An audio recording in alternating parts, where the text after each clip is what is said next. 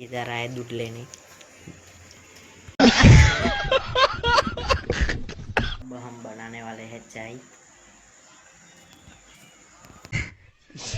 इस चाय बन रही है, तब तक हम आईना देख लेते हैं।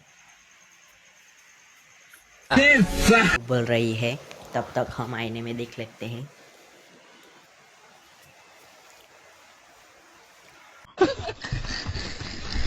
लेकर आ गए हैं अब दूध। अब हम बनाएंगे चाय।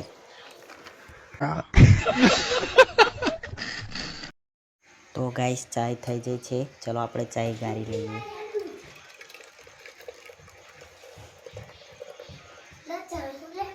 क्या बात कर रहे हैं? પાપડી તમે જોઈ શકો છો। તો હવે અમે ચાય પીશું। ચાય ઉભરી રહી છે તે લગીને અમે આઈનામાં જોઈ લઈએ।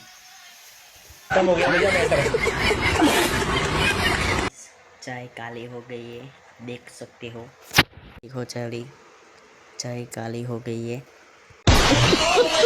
हमने रख लिया है चाय मिलने के लिए। पानी चाहिए, लेकिन क्या करें, पानी खत्म हो गया। चीनी डाल रहे हैं गाइस।